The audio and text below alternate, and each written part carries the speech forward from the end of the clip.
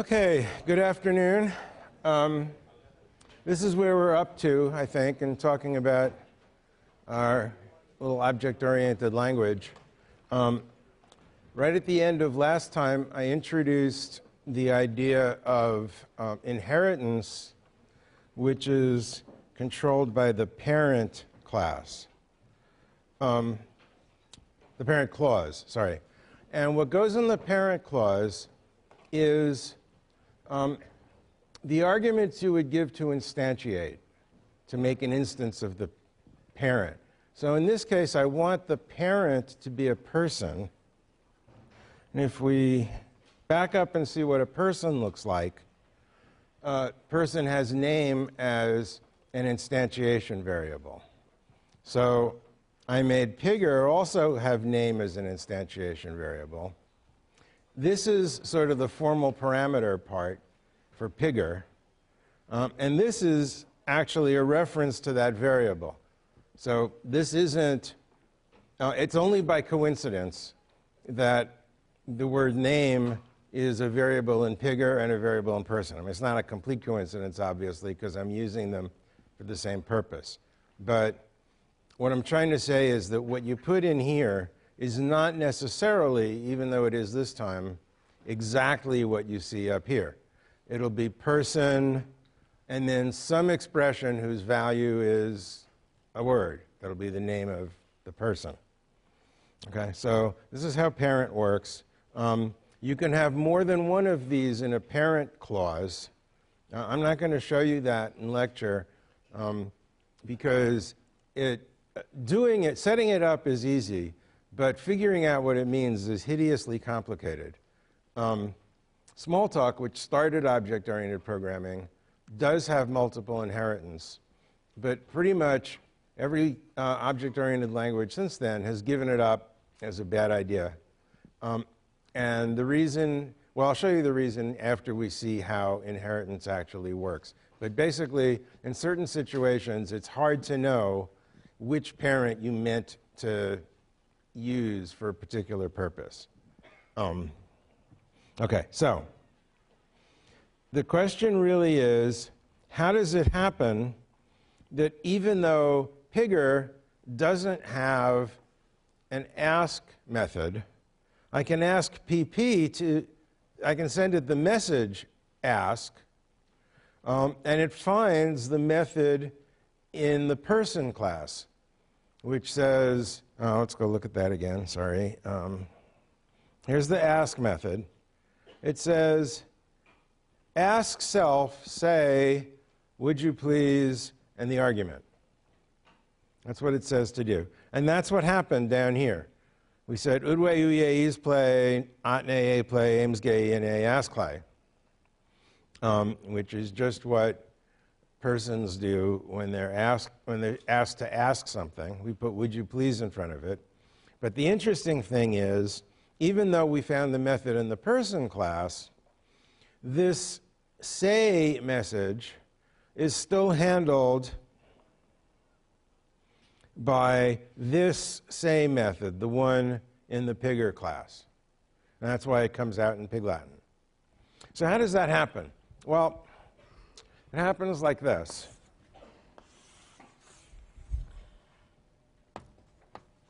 Here's PP. It's an instance of the Pigger class. It has a name, which is Porky. It has methods, Piggle, and say. But it also has something else. It has sort of a hidden instance variable, my person.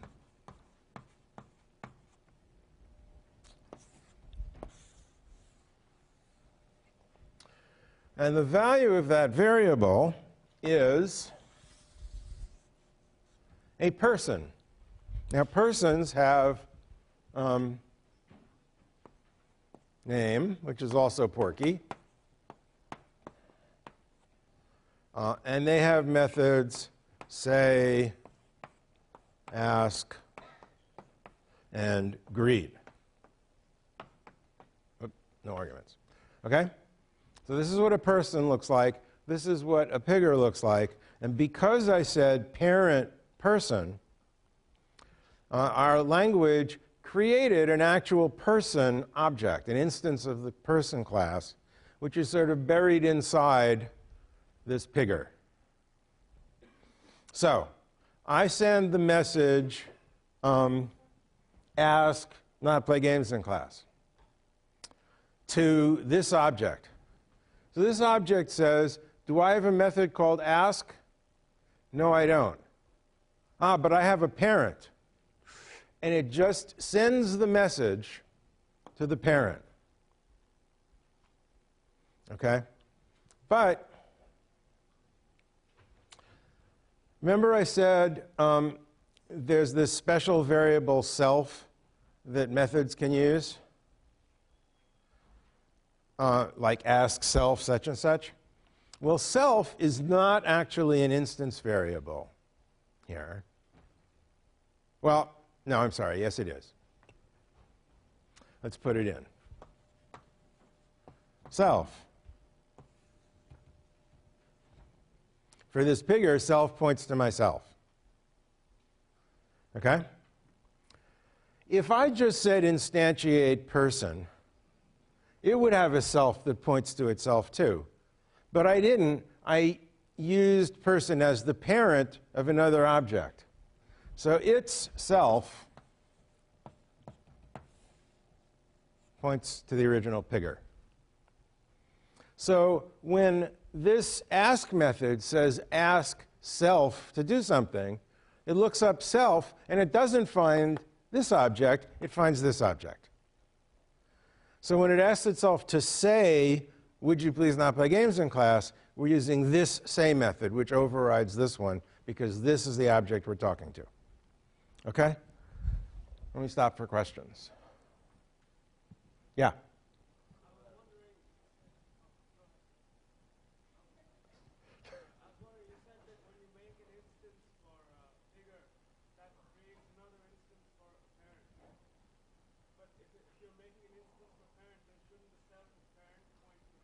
Right. So you mean the self of person? Yeah. If you said instantiate person, then itself would point to itself. But inside the object language, we have a special, only for the object language, not for users, version of instantiate that takes another object as argument and makes that the self of the new thing. So what it's doing when you say parent person, it's not doing an ordinary instantiate. It's doing a special kind of instantiate that has gives it a different self. Okay? The way you're supposed to think about it as a user, remember we're looking both above and below the abstraction barrier for object-oriented programming. So I'd like you to understand how object-oriented programming can be implemented, and also like you to understand how to use it. From the user's perspective, that person object doesn't exist. From the user's perspective, piggers just have both kinds of behavior. And piggers just, if there's something in the defined class for pigger, we use that. If not, we use the thing in person. Okay? But from an implementation standpoint, we have chosen to implement inheritance using a method called delegation. You know what delegation means in real life? It's like, I say, write me a 20-page paper about delegation. And you turn to him and say, hey, write me a 20-page paper about delegation. That's what delegation is. You get somebody else to do it. And that's what we're doing here. We are delegating the ask message to this invisible person object. That's not the only way to do it. A lot of object languages don't do it this way. What they do instead is a kind of, it's as if they stick, when you say parent, it sticks the defined class for the person object in front of the defined class for, that you actually wrote for pigger. So you don't actually have a person object. You have one instance. You only have an instance of Pigger, but it has built into it both kinds of behavior. That's the other way of doing inheritance. It works fine. It takes more effort than doing it the way we're doing it here, and this way actually is, good enough. So, in fact, technically, delegation is more powerful if you read the papers than the other kind of, sort of inserting the thing in the thing. Okay? Yes? So how would you get PP to say, would you not play games in class without the figure? Good question. So the question is, how would you get PP to say, would you please not play games in class without turning it into Pig Latin? You wouldn't. When you defined the class, you defined it so that its behavior, the whole point of a Pigger, is that it talks in Pig Latin. And it talks in Pig Latin no matter how it's asked to say something. If you wanted it only to speak Pig Latin sometimes, then you would give it two say methods or something, or a say method that takes an extra argument, for how to do it. But that would be complicated because the person thing just calls say. So you'd have to have, for example, you could have an instance variable that you set to true if you want it to speak Pig Latin and false if you don't, and the say method in here could test the value of that variable. So, if you really wanted to do it, you could. But the big point that I'd like you to get is that the whole reason you used a Pigger is for it to speak Pig Latin. Okay? Yeah? I'm sorry, say it again? Yeah. It comes from the fact that you used a parent clause. And what the parent clause does is instantiate the parent class, makes an instance, and it gives you a variable. I don't know if it's actually called this or not, but you have a hidden instance variable. And what it's used for, if you think about the way message passing works from last week, it's lambda of message, cond. Is it this message do this? Is it this message do this message do this, else error. Okay? So what we're going to say is, if it's Pig'll do this, if it's say do this, if it's name, because you get free methods for all your variables, then return name, else send the message to my person. Okay? That's how it works. Other questions? Yes? Isn't the self an endless loop? No. Well, yes, it's a circular data structure. But where that arrow is pointing is not to the instance variable self, but to the instance, that big box. Okay? This is why, remember when we introduced box and pointer diagrams, one of the things I said was be careful about where the arrowhead is? This is why. Okay? It's not pointing itself. Yeah?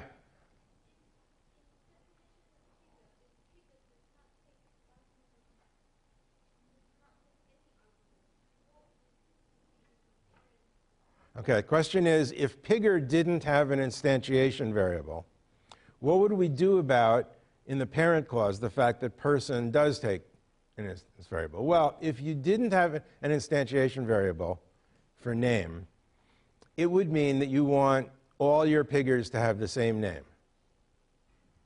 You might want that, in which case, up here, instead of person name, you would say person, quote, Porky.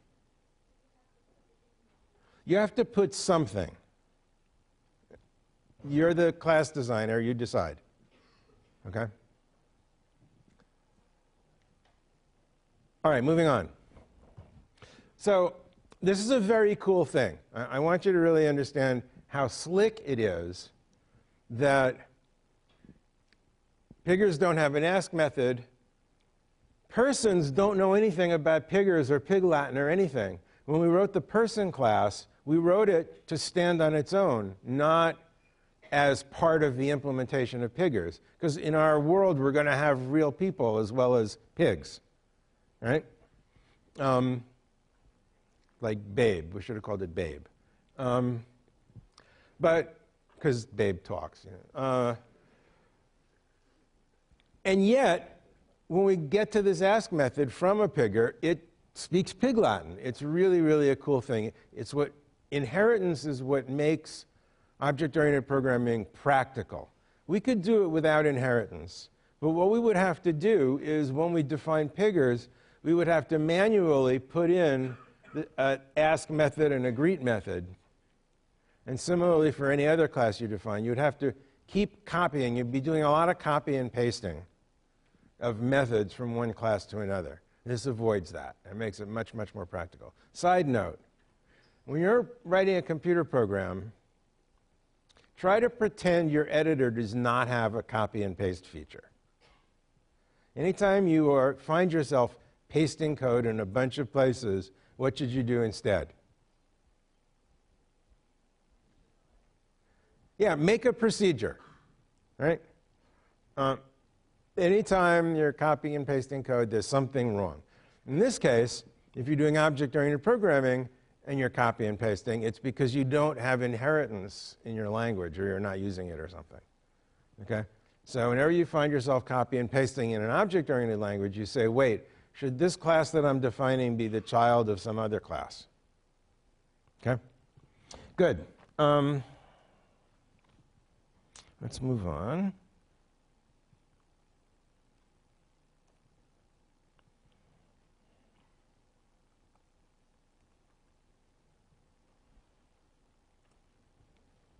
So first we're going to look at square error. Let's define, let's type it right.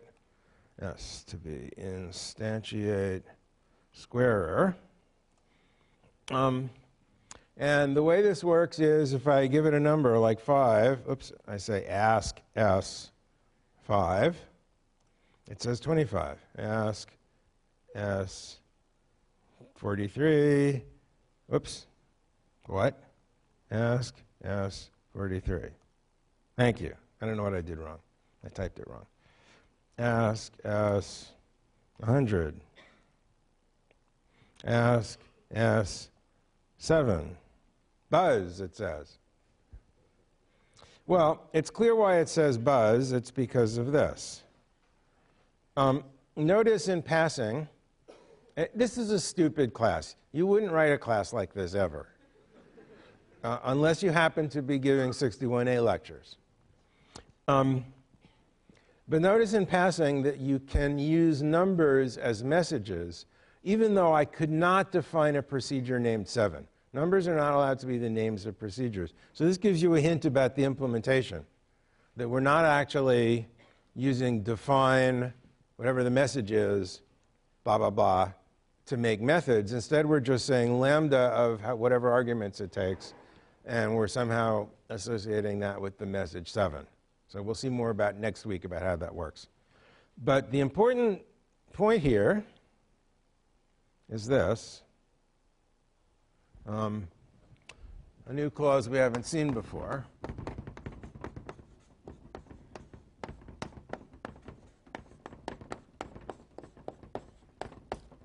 You can think of this as an alternative to inheritance, to having a parent clause for messages that you don't know how to deal with.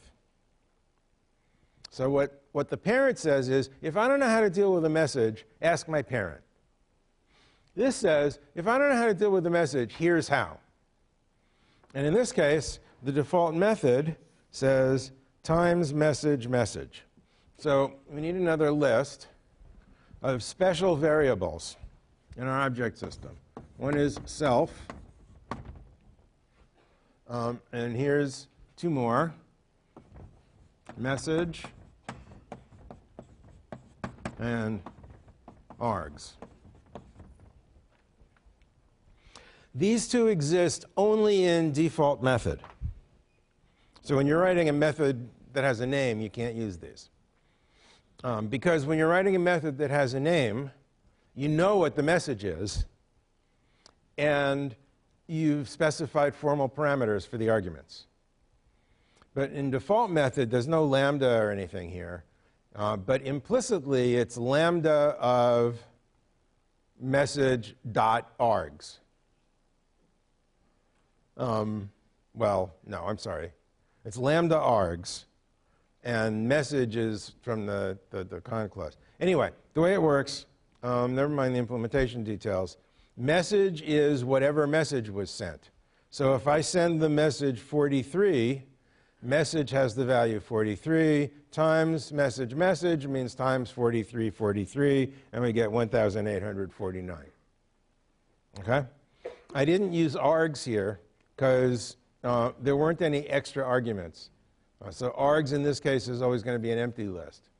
But you can write a default method that does take arguments by looking for them in args. Yes?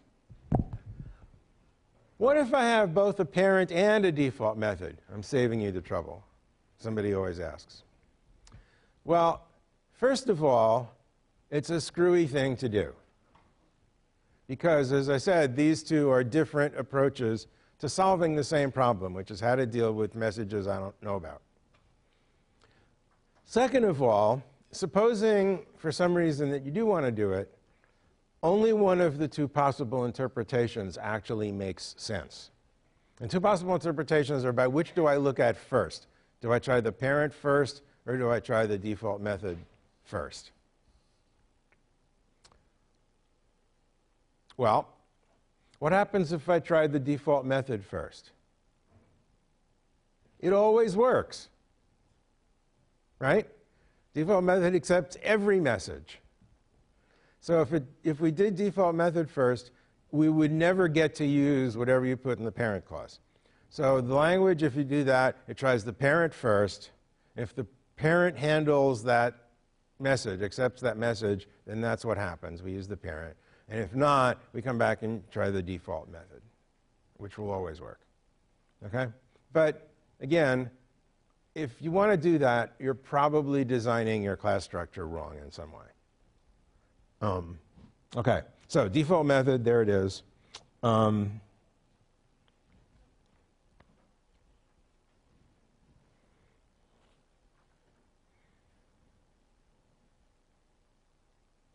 Okay, oh yeah, so a new kind of counter.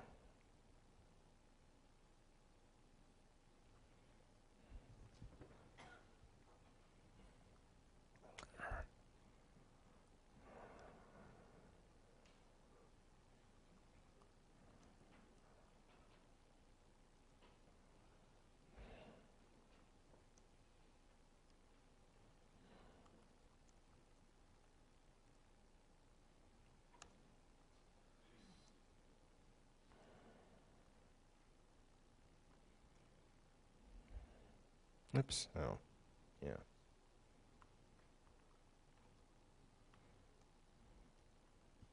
So this is just like the counters we saw on Monday. Now I'll ask C2, next, 1, 8, 2, 9, and then we were up to 7, so I should get 8, 10. Yeah, okay? So here we have these two counters. What's new is there's a new class variable called counters. Let's see what its value is. It's not a global variable. I can't say counters, unbound variable.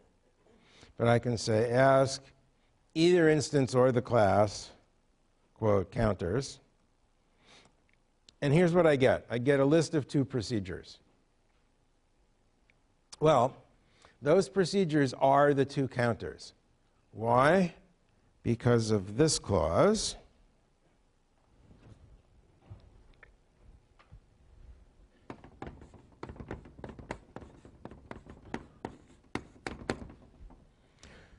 Initialize is, it's like a method, but it's a special method that you only use once when an instance is created.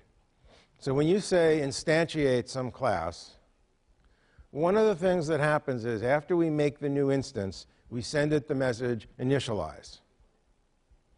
And initialize does some stuff besides what you tell it to do. So you always do have an initialize method, whether you ask for one or not. because of the way the object system happens to work. It takes a little bookkeeping to set up the objects. But if you do say initialize, we do this thing also. And what this says to do is take counters, which starts out being an empty list, and we say set bank counters cons self counters. So counters is this list of counters, and we take self, which is this new counter that we just made, and we're going to stick that in front of the list. So this is actually the list C2, C1. Why would you want to have such a list? Well, you're writing an adventure game, and the user says something like inventory. So in that case, it wouldn't be a list of all the things in the world. It would be a list of the things that the person has, but it would be a list of objects. You might want to have a thing where you can say, show me all the objects in the world. And then you get a list of all the objects in the world.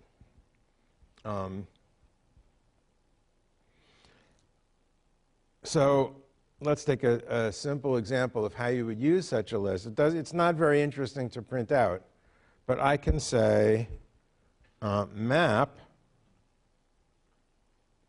lambda c for counter, ask c quote count,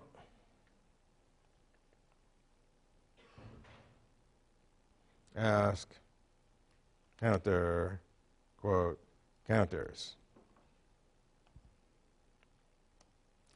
And I get that C2's count is 2 and C1's count is 8. Okay? So that's an example of how you would use a list of these objects. When you're doing object-oriented programming, this is going to be an issue for you in the programming project that starts next week.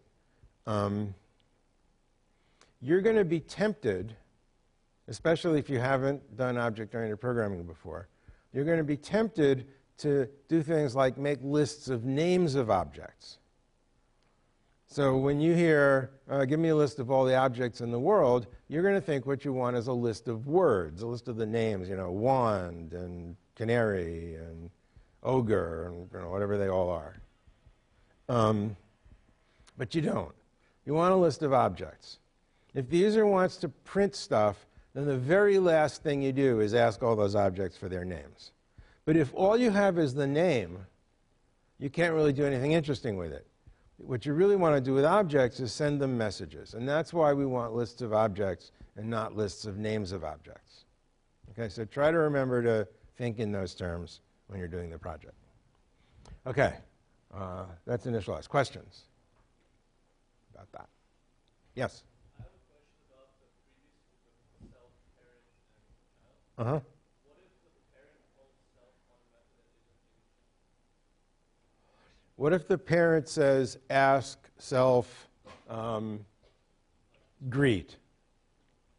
Then the greet message, since self, for that particular person, self is the pigger, will send a greet message to the pigger. The pigger will say, I don't have a greet message, so I'm going to do what I always do with messages that I don't know how to handle. I'll send it on to my parent. And so it'll come back to the parent. Okay?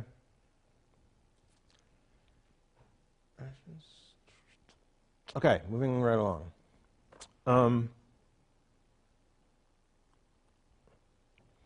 So last time we had the problem that if I asked a pigger to greet,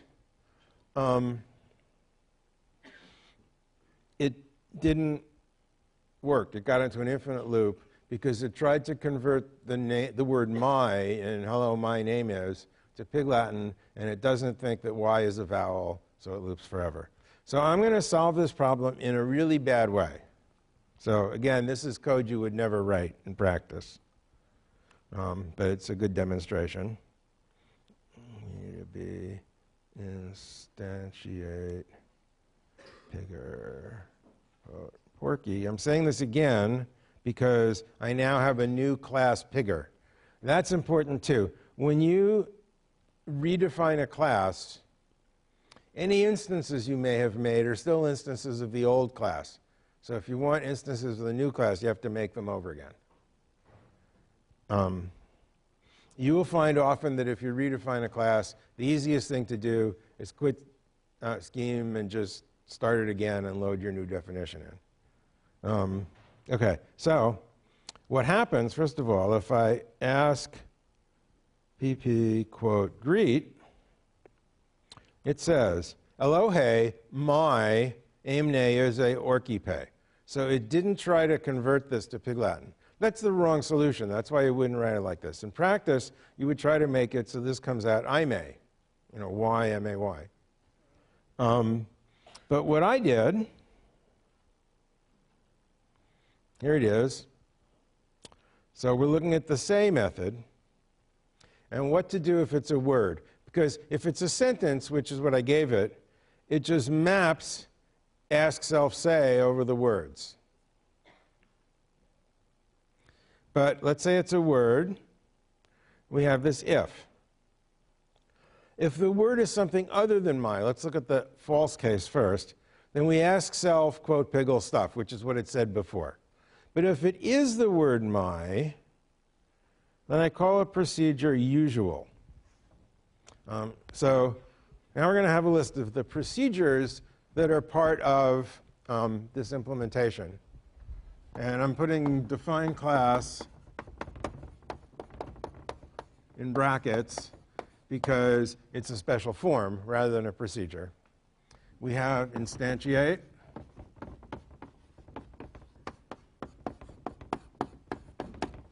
We have ask. And we have usual. And that's it. We're not going to spring any more implementation procedures on you. This is it. Usual says, send this message to this object, like ask, but start right at the else clause with the parent. Send it right away to the parent without looking at the child's methods. So usual say says, I don't want to do this say method. I want to do my parent's say method. The reason it's called usual is that when you make a child class, you're saying the parent is sort of the general thing. There's lots of things like the parent, and we're specializing that in some way. Like, of all the people in the world, only a few go around speaking Pig Latin all the time. So usual means say it the usual way instead of in Pig Latin. That actually hits an answer to the question somebody here asked before. What if you have a pigger and you want it not to speak Pig Latin? You can say usual say. It won't work, however, to say usual ask because we're using the parent's ask method anyway. The parent would have to say usual to not speak Pig Latin on an ask. But you can make it not speak Pig Latin on a say by saying usual say. But only inside a method of this object. You can't type that at a scheme prompt. The usual procedure is defined globally, but it won't know what to do unless it finds a variable self. Because it does a sort of special kind of ask self that says, don't look for your own methods, just ask your parent. Okay, questions about that? Yeah. Yes. What if you have multiple parents? It's not just a problem for usual, it's the same problem as if you don't have a method at all.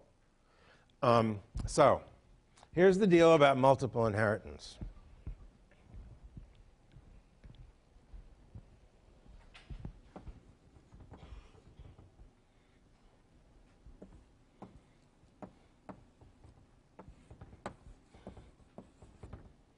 Okay, so I have two parents,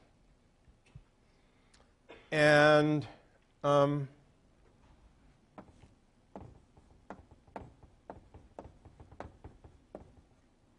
here's grandma. Okay, now, the priority rule is whichever one you put first in the parent clause, that's the one you want to have priority, right? So the answer to the question, which parent do we ask, is in this case, first we'll ask mom, and then we'll ask dad. Okay? But what if neither mom nor dad, no, I'm sorry, what if mom does not have a method? So I send it the message foo. There's no foo here. There's no foo here. Grandma has a foo, and Dad has a foo. Okay? Well, if Mom had a foo, it would be clear that I want to use Mom's, because I put her first in the parent clause. But now the question is, which is better? A more specialized method foo, because the one that my dad has is closer to me, right? Less generic. Or a more generic method that's inherited rather than actually in my first choice parent, my mom. Okay, you get the problem? The reason it's a problem is that I can construct, and those of you who do the Extra for Experts homework will construct, examples in which grandma's foo is the right answer, the thing you want, and you can also construct methods in which dad's foo is the thing you really want. Okay? So it's up to the designers of object-oriented languages to try to resolve that question and do what you mean. And doing what you mean, everybody seems to think these days is not possible. And so they just throw up their hands and say, look, we're not going to do multiple inheritance.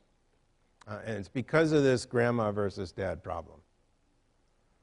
That's what makes it hard. Setting it up to work right is not hard, but knowing what to do is hard. Is that a hand up? Yeah.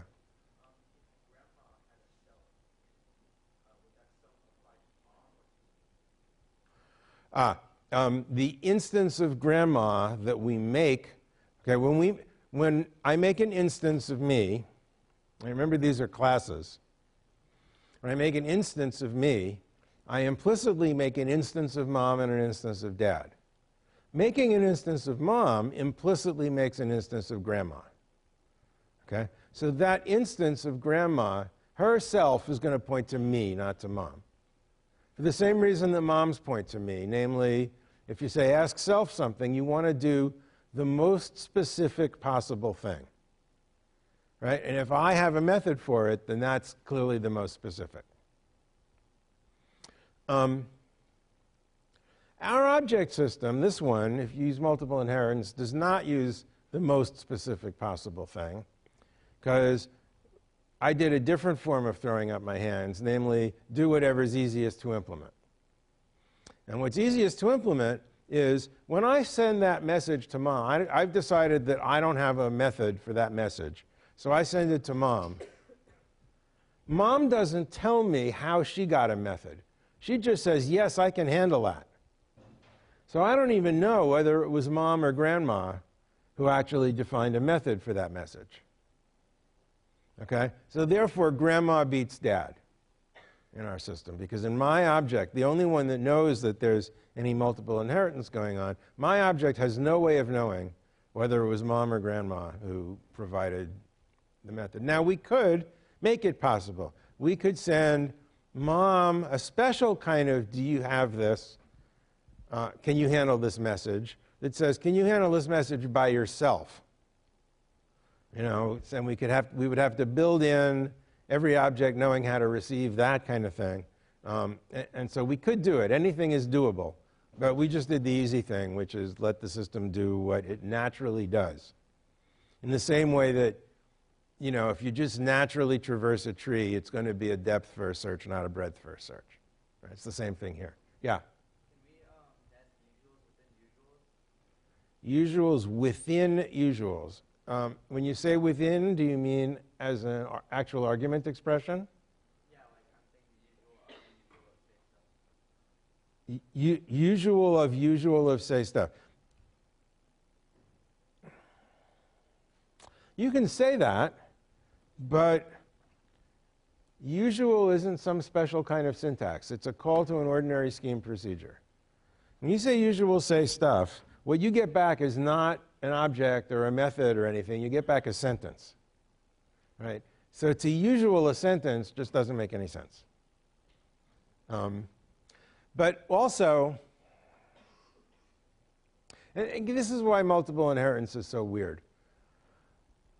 When you delegate a message to some other object using parent,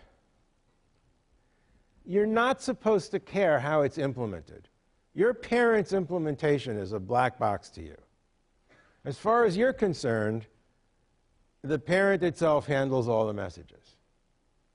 So if you put in something that makes the assumption that your parent has a parent, and then they change the way that parent class is implemented because one of the other 4,999 programmers wrote that class, then your code is going to stop working. Okay? Multiple inheritance really is a can of worms. So the point of the Extra for Experts homework is to convince those of you who really have to convince yourself of everything that multiple inheritance is a can of worms. Okay. So that's usual. You should know about usual already because you saw it in lab, right? Saw it in lab? Didn't go to lab. All right.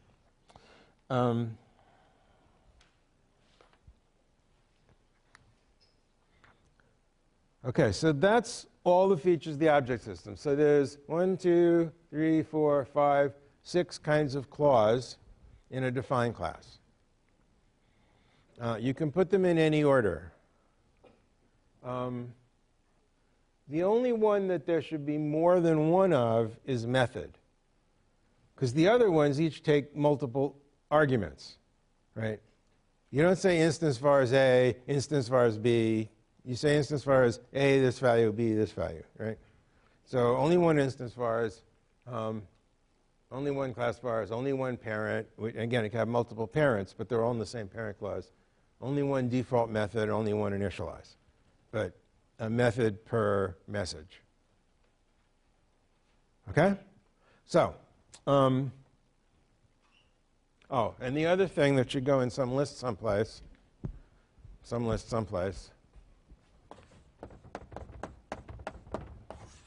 is the special form set bang, which is the only new piece of actual scheme that we've learned this week. Everything else we've been talking about is part of the language implemented by the file obj.scum. Obj.scum is written in scheme. That's the thing I want to really emphasize strongly. There's nothing that we've done this week that you can't do in plain ordinary scheme. Next week, we're going to see how that happens. Oh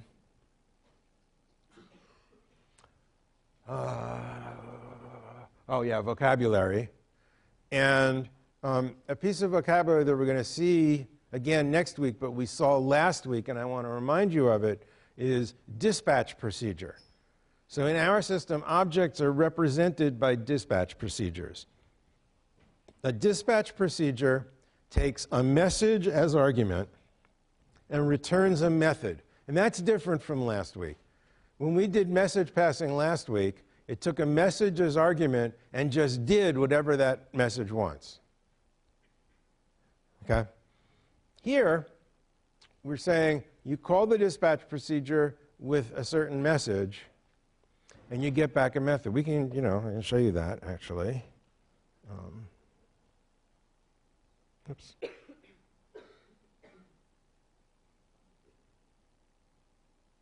Okay. Let's call PP, sorry. There's the method. Okay? So when we invoke it, what's really going on is something like this.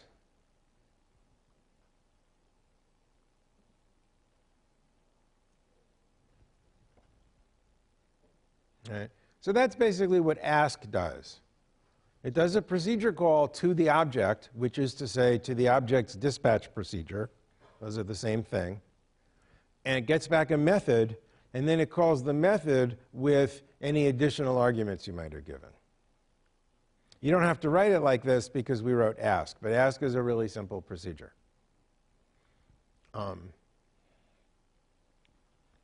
There's a little bit of hair about, parent inheritance stuff and how that works, but most of that complexity is actually inside the dispatch procedure in the else clause of that cond. Okay. Any other questions? Yes.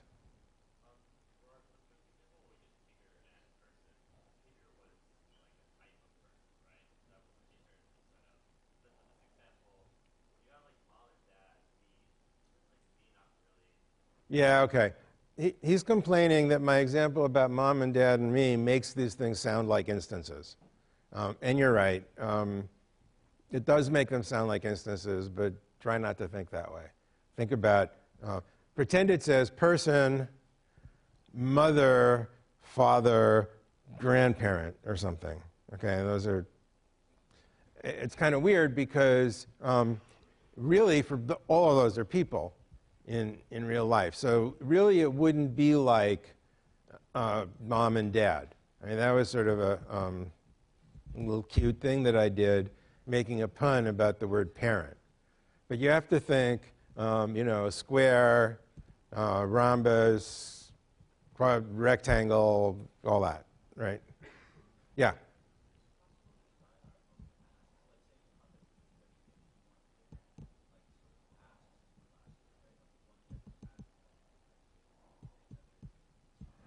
Okay, his question is, could we design different kinds of ask for different kinds of objects or different situations? And the answer is you could, but you'd be sort of violating an abstraction. Ask is the way you talk to objects. When I did this right here, I was intentionally violating an abstraction just to show you how it works. But what you can do, what you would do, in fact, is you would build user interfaces on top of the object-oriented system. So your user, and this is not how you're going to debug the adventure game, but if you actually were preparing it for use by a user, you wouldn't let them put in scheme instructions, because then they could put in scheme instructions to affect the other players or the, you know, the world in general. You would build a whole adventure game language where they would say, go east. And you would translate that into ask human, quote, go east or something, right? Go quote east, you would say. So yeah, you would build your different kinds of object interfaces on top of ask rather than instead of ask. Other questions?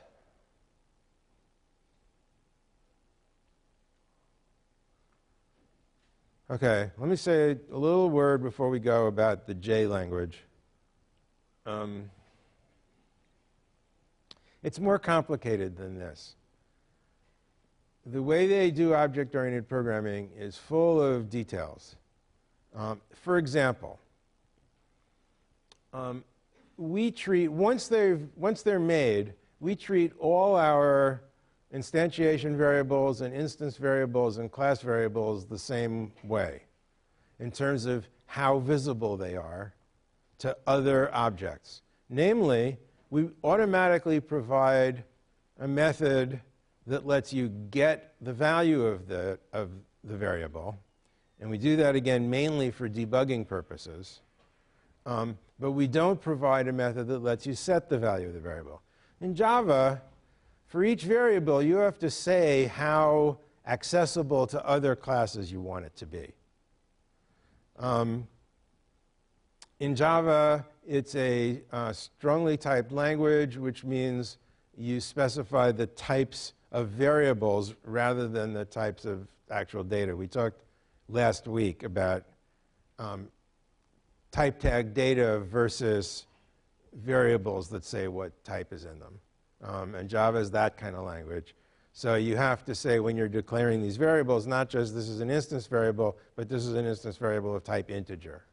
In many other ways, it's more complicated than what we're doing here.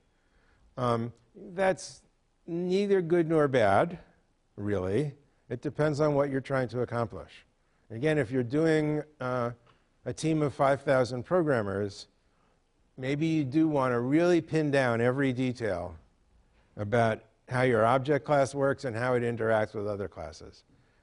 If you're just learning about object-oriented programming, on the other hand, The simpler the better, I would say, for your first time around.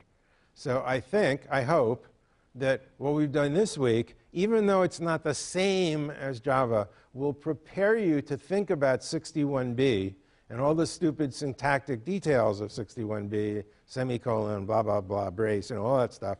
Be able to think about that without losing sight of what the basic ideas are. On Friday, you're going to get to hear from Dan Ingalls. It's a recorded lecture. You've heard the name Dan Ingalls before in the Alan Kay lecture. He was the actual implementer of Smalltalk. And he has a point of view on object-oriented programming that's just a little bit different from what I've been saying, and that's why I want you to hear it. Okay, see you Friday.